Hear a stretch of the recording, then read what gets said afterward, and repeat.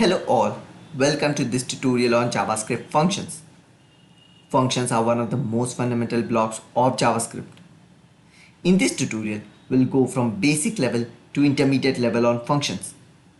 We'll understand the nitty-gritties of JavaScript functions and also go through a lot of real-time examples on them. So let's get started. Before deep diving into functions, let's see one of the fundamental aspects of software development, the DRY principle. DRY stands for Do Not Repeat Yourself. As per Wikipedia, DRY is a principle of software development aimed at reducing repetition of information of all kinds. So what does it mean to us? It basically says that divide your system into pieces. For developers, it is divide your code and logic into smaller reusable units. DRY can definitely be achieved using functions. We will revisit this basic principle once we understand more about functions.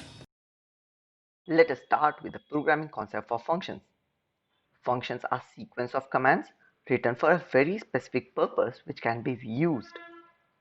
These sequence of commands are written in a code block and this code block is given a name. So functions are a block of code which takes input, processes it and returns a result or output. This is how a function looks in JavaScript. Each function has a function keyword followed by the function name and a list of parameters. This list is comma separated. These are called function parameters. These function parameters are optional, followed by the main code block of function. The main code block of a function has a return statement. The return statement is nothing but the expression whose value is the output of the function. The main code block of the function is a place where the main logic of the function is written. Let us take an example to find the average of three numbers. Average of 1, 2 and 3 is 2. Average of 10, 20 and 30 is 20. Average of 100, 200 and 300 is 200. Given the problem statement, a very simple and straightforward approach will be just to add those numbers and divide it by 3. But there is one fundamental problem with this approach. Here, the calculation logic is repeated 3 times. Our task is to convert this logic into a function, to have the logic built only once and we get to use the same logic 3 times. By doing this, we will also adhere to the DRY principle. We will use our existing knowledge on functions so far to create a new function called the average of 3 numbers.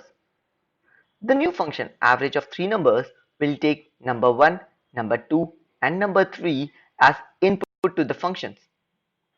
Then we'll be responsible for calculating the average of these 3 numbers and then finally returning that average.